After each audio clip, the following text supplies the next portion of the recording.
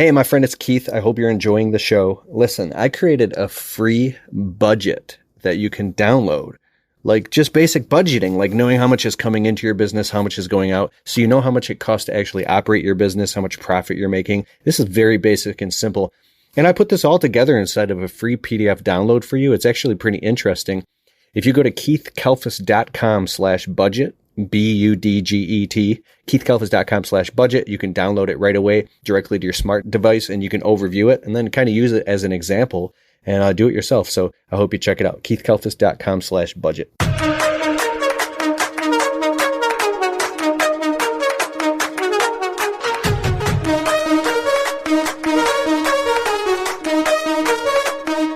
What's up? It's Keith Kalfas with this business money program. I'm so excited we're here because this piece of content, we're going to talk about multiple accounts. This information changed my life. I'm going to share with you why I have 17 bank accounts. You probably don't want that many bank accounts, or you might. I don't know, but I'm going to show you all of this. So I'm really excited that you're here. First of all, I grew up dirt poor on welfare, food stamps. We lived in multiple homes, all that stuff. Really, really actually poor. So I was obsessed growing up with how do I manage money so I will never be broke. Even though it was a lot of fear motivation, like now it's more incentive motivation and I'm excited. But I became obsessed with this stuff. I've read literally hundreds of books and I've paid financial wizards thousands of dollars and done tons of study and research to come up with my own formula. So I can't say that this formula will work for you, but there are formulas out there like Profit First, by Mike Michalowicz, and tons of other financial stuff, but this is what I use in my business and my life, personal and business. Take what you like out of this, but go do something right away and then discard you don't like. But you might want to revisit this video again in a couple years and it might all make sense to you. I don't know exactly where you're at, but here goes. Multiple accounts. You want multiple accounts so you don't commingle your funds or commingle your money. I have 17 accounts. And what you don't want to do is called commingling. That should make sense. That's where you're taking things and hodgepodging them together that don't belong. For personal, for organizational reasons, and for IRS and tax reasons. And if like the IRS ever audited you for some reason, if you were doing something stupid like running a bunch of cash through your business and not claiming and showing where that money came from and paying proper taxes on that, right? As long as you have articles of incorporation and you're running business through U.S. citizenship and these kind of public style bank accounts, you got to pay taxes and you got to do all that stuff. That's what like 99% of everybody does. So if you play the game, you got to play by their rules. That's very deep what I just said. So don't get mad. Just get glad. Play by their rules. We've already talked about the 30% rule, why you should save 30% of all money for taxes. And I'm going to talk about all this in all these accounts. So the first account, let's just go straight to business. This is one business account. Once you got your articles of incorporation and your EIN number, which is your business is kind of like social security number. It's the legal entity. And you go and you're going to open up a business account. Now that business account is where you put all the checks and all the cash and all that money that flows into your business, all the revenue goes directly into the business account. B1. B1 business checking account. B1C. Business one checking account. Now, if you're a single member LLC, and I'm not a tax advisor, I can't give you any actual advice. I'm just saying, like some people just run everything through one account and at the end of the year, they just dump it all in their accountant. And as long as the IRS gets all their money and all that money is accounted for, you pretty much could be good to go. But as you're growing your business and you kind of start to get employees or you start to grow your life, you don't want to do that because you're kind of in a way commingling all that money inside of one account, right? So after you cross, 50, 60,000 a year, you're probably going to open up separate accounts. So the second account that I have is a B1S, a business savings account. So that business savings account is where 30% of all gross profit. I was doing all gross revenue. I was putting 30% of everything that came through my business into this account. And it was just like this. And then I learned that, wait a second, I was doing it wrong. I was over saving. So I was working 100 hours a week because I was terrified putting 30% into this account.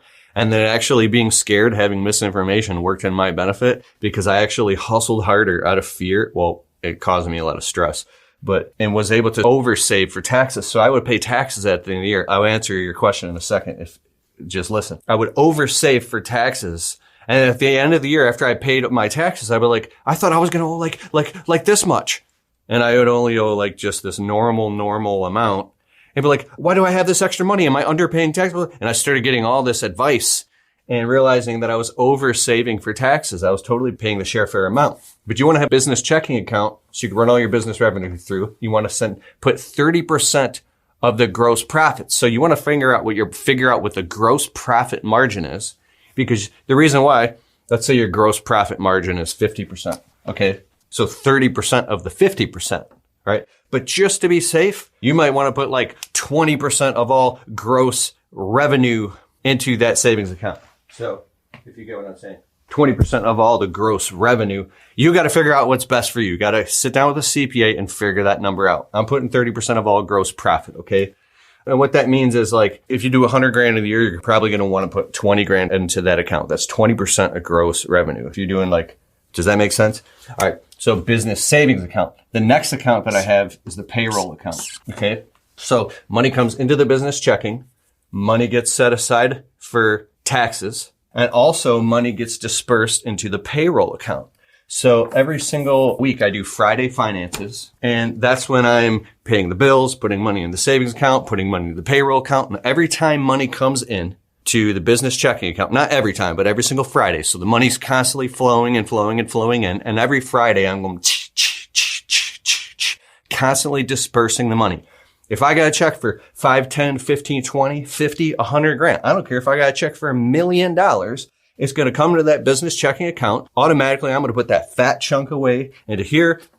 I'm going to put a whole bunch into the payroll. And then I'm going to probably, if I got $1 million check, I'm going to call my accountant immediately to make sure I can just get the taxes paid on it, so I can take the free and clear money and disperse into other accounts and do all the right things with it. But every time money comes in, it's getting dispersed into these accounts. So you draw this line down the center. This is your business. Now, if you got a bigger business and it's running a lot more, say you're doing, I don't know, over $1 million, you might want to have another account that's an operating expenses account, where now you're putting a percentage of that into operating expenses. You might have like crews that have gas cards. You might have like a mechanic running around and he's buying shit. You might have all this stuff. So you want to have a compartmentalized, you want your money compartmentalized in different accounts. And you might all one of those all hooked up to, like, I don't actually do this, but I'm just showing if you want to go bigger. You might have these hooked up to credit card accounts that they're hooked up on credit, not directly to debit. So therefore you're getting the points, and you got people with gas cards and things going on and money in your business all being tied to this expenses account. Like, that's a little bit bigger of a business. So I'll just sanction that off. But you want to have these three main accounts for sure: business checking, business savings, and payroll. Now over here, I drew this line because this is your business and this is your personal. Okay. You should only be putting money into your personal accounts if you're an LLC through payroll. So this is the next account that you want to have is your personal checking. So you can have all this at the same bank. If you're like you want to diversify your risk, you want to have it at a couple different banks. You might want to have all your business going on at like a big bank, like a Chase or Bank of America or Huntington or PNC Bank. And then maybe you want to have all your personal accounts at like a more of a smaller bank, like a Christian Financial Credit Union or some type of credit union type of bank. I have all my accounts at the same bank, and I have another joint account with my wife at a credit union bank, right? Building credit over there and stuff. But the money gets dispersed bi-weekly to save money, because some people, you do paycheck every Friday, or you could do bi-weekly. I like to do bi-weekly because it saves on payroll disbursements. Once you hire a payroll company, they're going to charge you to process the payroll, do the paperwork, all the little internal stuff, and mail the money off to state, FICA, Medicare, Social Security, Unemployment Insurance Agency, all this crap, pay-by-pay workers' comp. You don't want to do all that stuff yourself. You want to hire a payroll company and pay them their fee, because you could better use that time instead of doing it all yourself to save money. You could just go do more jobs in your business and make the money, and then just pay a company to do that. So you're going to have a payroll company in between here, like a software, and then they will be the mediator that makes the disbursements. And then you hook up your bank accounts to the payroll company, take the money in, they pull the taxes out, and they put the payroll into yours and to your employees' accounts. These are your accounts, not your employees' accounts, but I could draw like an arrow over here. And then like if you have employees, that's their accounts. The next account that you want to have is your personal savings account. So just like over here, a percentage of money coming in, you want to save. Well, every time you have money coming in through payroll, you want to take a percentage of that money and save it. It could be 10% of all the money that comes in. So if you make 50 grand a year, you save 10%, you're saving 5 grand. And you might do that at, was it 6 times 5 is 12? So 600 a month. Yeah, $600 a month. So that could be $150 a week or something you're saving. So if you're saving that money, then you're building up money into your personal savings account with after-tax dollars. So you've already paid the taxes on that money, so you know that's yours, kind of free and clear. So the money's coming in personal checking, saving into personal savings. Now you can open up more accounts. I have an account called a winter savings account. This has helped me a lot. I know that this is insane. I have to hustle 7 days a week to work. So like 40 hours pays the bills. What you do after 40 hours creates success. I have a seasonal business in Michigan. We do landscaping and window cleaning. So I know in the winter from about December 1st to about April 1st, unless you plow snow, there's not really going to be a lot of money coming in unless you have other side hustles. So what I do is I do all the math and I say, how much does it cost me to live all of December, January, February, and all of March? That's 4 months. So that's 8 months on, 4 months off. Well, I got to go out and work 25% more to make and save all that extra money. So that way, if I did nothing all winter long, I could just literally coast. Now I don't. I hustle like crazy. And then, so how much does it cost you to live each month? Let's say it costs you $5,000 a month. I'm just making up a number for you to live and pay all your bills. Well, 5, 10, 15, 20. You might want to have 20,000 set aside just in that winter savings account of after-tax dollars just to make through the winter. That's a pretty big chunk of money. But when I put that in my head in the springtime, I'm like, oh my God, I got to hustle because the winter's coming. I got to put away nuts like a squirrel. So I go insane and just work like crazy and put all that money away. Then the goal is when the winter comes to not touch any of that money. Let's see how much I can hustle in the winter so I don't even have to touch that money. And you might be able to hustle so you don't even touch that money until February, January, February, or March. Or maybe like a whole winter goes by. It took 3 years, but you never even had to touch that money. Now you got leftover money in the tax account. You got leftover money in the savings account. You got winter. Now you can reinvest in your business. I don't know. But the next one is an emergency savings account. That's like a rainy day fund. Next account, you can have an IRA, which is totally different. That's not a bank account, but the money goes into the IRA. I have an account because I'm a homeowner called a home repair savings account, HRSA. It's just a savings account. So at your bank, you can go open up savings accounts. And I've called the bank. I've gotten nervous because I hear people do this. But then I call them like, well, if I'm opening up a bunch of accounts, does it look weird? I don't know about you, but my bank, Bank of America, told me that's okay. You can have a whole bunch of accounts. It doesn't matter. They're your accounts. I'm like, yeah, but doesn't it look funny? I have all these accounts. I guess not to them because they can see all your accounts and see all your transactions. So more of the Untrapped podcast right after this. Hey, what's up? It's Keith Kalfas. Let me ask you a question. Do you want to master the profitability inside of your business? If so, then I want you to join me for a free live virtual event this July 26th being hosted by myself and CPA, accounting, and profitability expert, Robert Govro.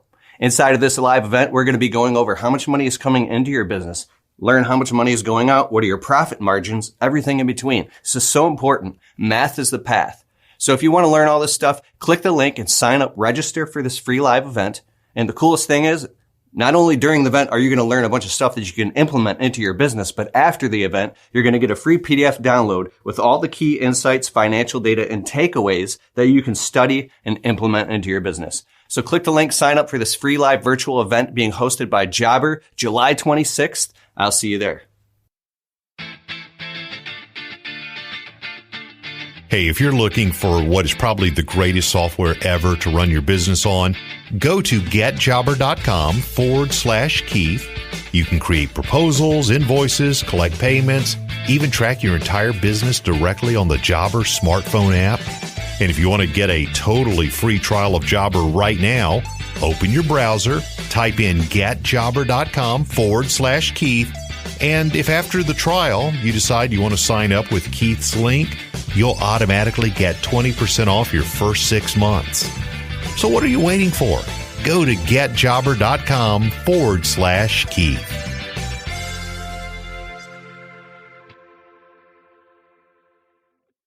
This is Untrapped with Keith Kalfas. It's just the way I like to organize my money. There is this thing called YNAB, You Need a Budget, YNAB. My friend, who's a really rich guy, he only has a couple accounts, but he has this app, and then the app organizes all the money, super crazy organized, so he knows inside of the app, but it's just a couple accounts. Does this make sense? I looked into it, and I was like, I I'm just going to stick with what I'm doing, but you could do what you're doing. My home repair savings account, the goal is to get to and stop when that account reaches $5,000 in case something like your roof gets destroyed and insurance won't cover it, or like your basement floods, which happened to me. It costs $30,000 to fix. And we do have insurance, but like whatever happens around your house, something with the gutters, the paint, projects around the house, the floor, home repair savings account is a cushion that I just put $50 a week. Every single week, $50, $50, $50, $50, $50, $50. And that thing grew to $2,000, $2,500, $3,000, $34,000, $4,000. I hit like over $5,000 in my home repair savings account, and my basement flooded, took me all the way down to zero, and I've built my way back up. It's probably got like $3,400 in there right now. And I just keep putting money. I think of it like silos of grain. Like you have what you need here, but you keep storing more in different areas for different reasons. So when things pop up, it's not only like they pop up. It's not a matter of like if it happens. It's a matter of when. All this stuff is going to happen. You're going to have insurance. You're going to have taxes. You're going to have rainy days. You're going to have storms. So if you have multiple accounts set up to cover all that stuff, because if you have all your money in just one account and you're like, wow, I have whatever the number is for you that feels like a lot of money. It could be $12,000, $15,000, $73,000, $500,000. Wow, I have this much money. It fools your mind into thinking you have a lot of money. You might go do something stupid. Let's go buy an RV camper for $27,000 cash. And then brrr, your money goes down. Like, so if I was going to buy something, because I have an account called a Freedom account, this is saving up for our first piece of real estate or Airbnb or something. And I just been putting like, put $100 a week in there for 3 years. And if that account hits $10,000, $13,000, $20,000, whatever that number is, that's specifically for saving up for investments. You might have a play account that's specifically $500 a month in there, goes for just playing and having fun, and you got to spend it. You got to go have some fun in your life, right? Now, this is all saying like that you make enough money to do all this, because here's the thing. If you don't make a whole lot of money yet, some of these accounts might just be empty. The trick is find out a little tiny percentage. This trick changed my life. We were flat broke living in a 1-bedroom apartment with an eviction notice. I took a whole bunch of envelopes and I wrote like gas, phone, electric, cable, internet, savings, this, that, blah, blah, blah. Trip to up north, Michigan to have some fun. I would literally just put like $2, $3, $15 each week. And then this is just like the first year of business when I was obviously paid all my taxes. It was a little tiny bit of cash. We're talking about like almost nothing. And then I converted over to the bank accounts. But what I mean is you could have just little teeny tiny bits of money flowing into here. This could literally be $130, $86, $1,100. But the whole point is to instill the habit of having these multiple accounts that every single week when you do I do my Friday finances. You could do Saturday finances. You are dispersing the money. So it's like you put a ball in and it goes down the things and the tickets pop out. Well, this is like you put the money in like a handful of change. It splits up all the quarters and nickels and dimes and pennies and silver dollars and gold coins. And they all go into their own allotted spots. So you're never fooled with how much money you have. But like, no, we can't go get that. I can't go get that fancy thing. You might have $50,000, but we only have $2,500 here. There's not enough money to buy that thing. I can't go pull money from the taxes account. I can't go pull money out of the home repair savings account. Listen to what I'm saying. What are you talking about? This is the retirement account. What do you mean I'm going to pull money out of retirement to go buy this thing? No. What do you, I'm going to pull money out of the payroll account? We can't buy this thing. There's not enough money. See? That's how you become a financial frickin' wizard when it comes to saving money. There's a saying that sales solve all problems. Yeah. So once you got all this set up, it's just as easy. You're out on the front end hustling and selling and learning how to sell and close higher ticket jobs at more frequency, more consistency, selling more to your customers and packages. And you're bringing in the money and the cashola. Your job is to make it rain up here. You're like, oh, we don't have any money. Did I get this friend, Eric Reno? Dude's a millionaire. He has a roofing company and real estate and all this stuff. Dude walks around, doesn't carry any cash. But I don't got no money. I need some freaking money. That dude's making millions. I ain't got no money. This dude, because he's so organized, he's up on the front just making it rain. And now he's got sales guys making it rain because he's always like, what's next? What's next? When you have a positive expectancy and enthusiasm and you have all these accounts set up, you get motivated because you want to see, you can do this. You got this. I feel like I'm getting too far ahead and I don't want to, but I want you to just open your mind for a second and think, you're looking at this little account way down here. I want to get this account to that $5,000 mark, right? It's only at like $130. You're like, $5,000, that's so far away. The only way I'm going to get this little account way down here to that $5,000 mark is I got to bring in a whole bunch of money up here to get it to trickle down. So the little tiny crumbles of gold go into this account. I've done this in my life, and I have all these accounts. And I'm not a super risky type of dude. I'm not a big shooter. I'm a small shooter that keeps on shooting. But I have watched some other people go through some hard times that were also hustlers that work hard and get to the point where they barely have any money just because all the stuff that goes on in life. And I've watched through the thick and thin, even when things got hard, me and my family, we still had money in the bank because I put away for those rainy days. And even though something that hit us went boom and sucked that account all the way down to low, the money was in the account. When the truck blew up, the money was in the account, right? When I needed a new chainsaw or weed whip or backpack blower, the money was in the account. So go set up all these multiple bank accounts, business checking and savings and payroll, those three. And then on your personal side, you want a personal checking and savings and some type of rainy day fund. So that's about 6 accounts. Once you get all those set up, you might be asking, what are the other accounts? I have another account it's called a Good Faith Fund. It's just an account for giving. Back in like 2016 or 17, both of my trailers got broken into and I got robbed and they stole all my stuff. It was like $4,200 worth of stuff. And some YouTube follower, I still know him to this day. He went and created a GoFundMe for me. I just talked about it on YouTube and I was like, they stole all my stuff. I don't know what to do. I forgive them. And I woke up the next morning and somehow the video got shared all over the place. And this guy created a GoFundMe for me. And my YouTube videos, I go, this does not happen. Like, I'm not a lucky guy. I grew up very poor, never had anything handed to me. A bunch of people gave me money. And then the next morning I woke up, it was like $4,700 or something. All these people had given me through GoFundMe. I didn't even ask for this, right?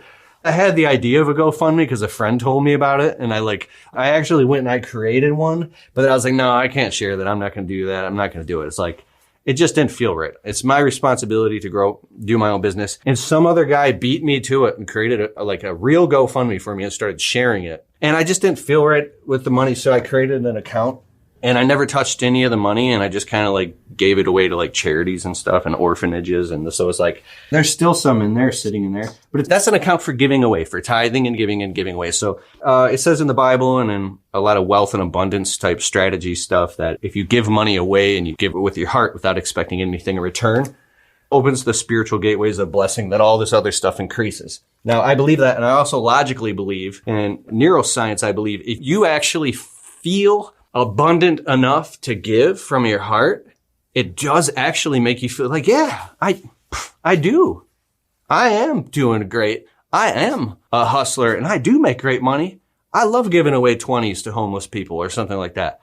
Yeah. So that very feeling actually increases your personal abundance the way you just feel, and you actually make more money because of it. It's a real thing. I've watched it happen in my life. So yes, there's another account. If you want to know what other accounts, one is just like PayPal, which is internet stuff, money in PayPal. And then, the other one is the joint checking and savings with my wife. Oh, I have another joint account with my wife. Covers all the household utilities and groceries and personal stuff and paying for pets and everything, just household stuff. What else? I think that's about it.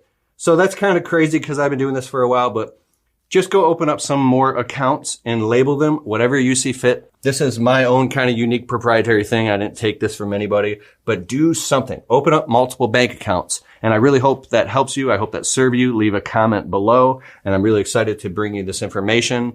So this is what I want you to do. If you don't have a sketchpad, get a notepad, get something. I like to go to Five Below and get a big sketch pad with some markers and just sit down with a calculator and kind of figure out a budget, figure out money and draw circles and boxes. This is what works for me. Maybe you like spreadsheets. Go on Google Sheets, right? I have a bookkeeper and an accountant, so we do some of this stuff, but figure out what works for you. And then you can go online on the app or call and apply and open up a couple more accounts and start organizing the money and develop a habitual system where you have a one day of the week that you do your finances, and then you sit down and you're dispersing the money in allotted amounts. Now, I used to do a percentage where I would be like, oh, what is 33% of this? And I was crunching, okay, what is this? And I was crunching all this. I'm like, dude, I'm just going to round up or down and just put 250 to this, $1,000 a week to this, $400 a month to this. And that's the same what I do with my credit cards too. So the credit cards are billing and charging, and they're all different amounts. $1,136 for this month, this much here, this much here. And just every week I'm just going 250, 500, 500, 250, 250, 500, 200. So they're just even amounts. And then when my bookkeeper sees it too, it's just even amounts. So it's random amounts coming in all the time and in the forms of bills, but I have even amounts just coming out. So I might pay the credit card down all the way down to like $13, but it doesn't matter because I'm just going to get it again on the next one. So it's like coming in uneven amounts. You're paying it down in just even chunks. Like imagine if you have a shovel and you're scooping dirt. The shovel is taking about the same amount of time every time. The reason I'm talking about this is because these weird little analogies and epiphanies in my head help me understand it. Because when you can create things that connect the dots, make you go, oh, it is kind of like carrying buckets of water. And like, that's what can get you excited to where it all clicks. Those little tiny epiphany bridges are what kind of changed my life. Because you could have a huge mental block around some of this stuff. And then one day you'll just be like, oh, it's almost, I love cars. It's like, Tony Robbins talks about, it's like a race car, but the wheels are like the bank accounts and then the motor and the gas. So like something like that. Figure something out like that works for you and apply those mental models to other things within your finances. And in no time, you'll just be crushing it. And don't despise small beginnings. If you don't have a lot of money, great. Do something like this and keep hustling. And give it about 5 years, you'll be super surprised. I hope that serves you.